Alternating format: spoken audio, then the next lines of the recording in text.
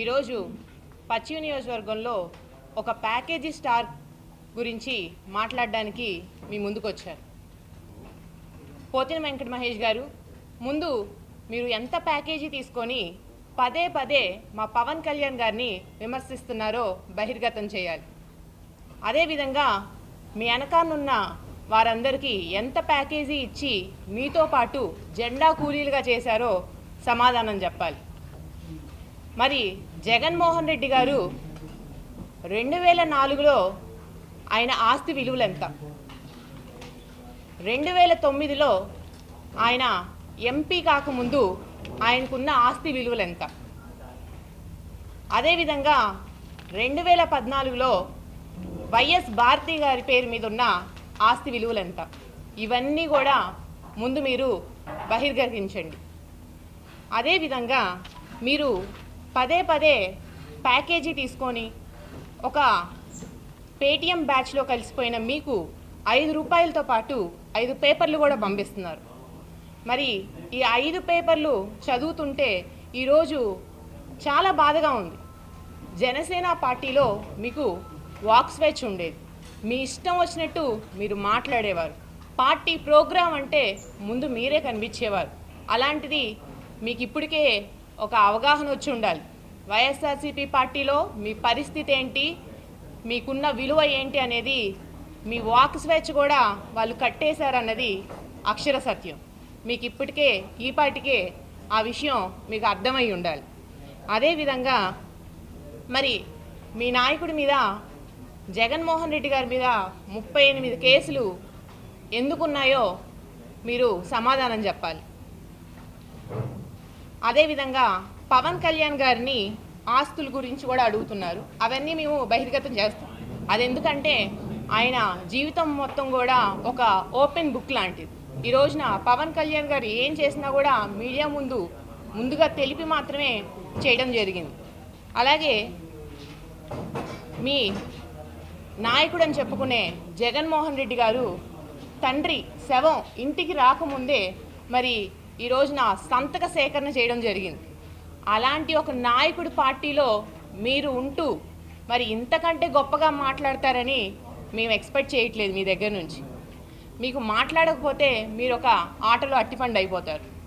ఈ 20 రోజుల్లో వరకే మీకు ఆ అవకాశం ఉంటుంది. మరి దొరికినంత దోచుకో అనే ఒక కాన్సెప్ట్ మీ వైఎస్ఆర్సీపీ పార్టీ వాళ్ళు, అదే కాన్సెప్ట్ మిమ్మల్ని కూడా జాయిన్ చేశారు. మరి 20 రోజులే మీకు కూడా వ్యాపారం ఉంటుంది, అది మాకు కూడా తెలిసిన విషయమే. ముందుగా జగన్మోహన్ రెడ్డి గారు అధికారంలోకి వచ్చిన తర్వాత ఈ 5 సంవత్సరాలు ఏమి కార్యక్రమాలు చేశారు, ప్రజలకి ఎటువంటి ఉపాధి కనిపించారు, అదేవిధంగా ఆయన చేసిన సంక్షేమాలకి ఎంత ఖర్చు పెట్టారు, ఇవన్నీ కూడా ప్రజలకి ఈ రోజున తెలియపరచాలి.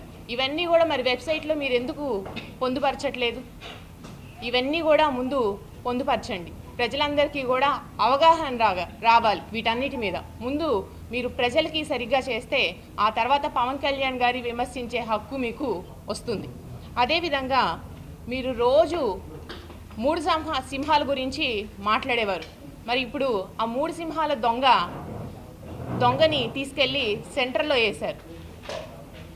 మరి ఆ సెంటర్లో అయినా చూసి మీరు కొంచెం బుద్ధి తెచ్చుకోండి.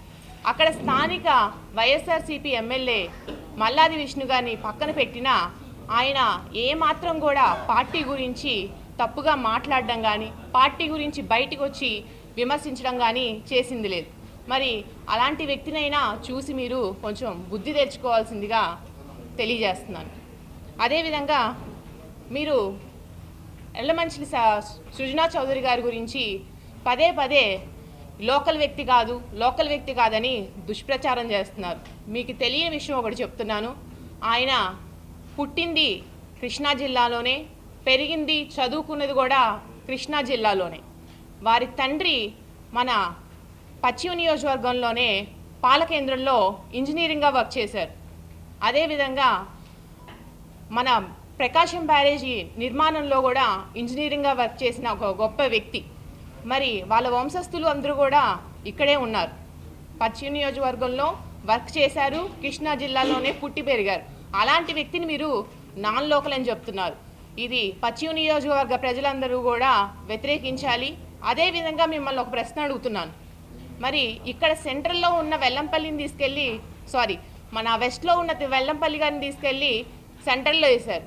మరి అక్కడ సెంట్రల్లో ఆయన లోకల్ వ్యక్తా? దీనికి సమాధానం చెప్పండి. మరి అదేవిధంగా జోగి రమేష్ గారిని తీసుకెళ్ళి పెనమలూరులో వేశారు.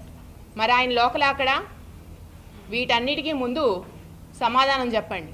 ఆ తర్వాత లోకల్కి నాన్ లోకల్కి మీకు ముందు డిఫరెన్స్ తెలుసుకోండి.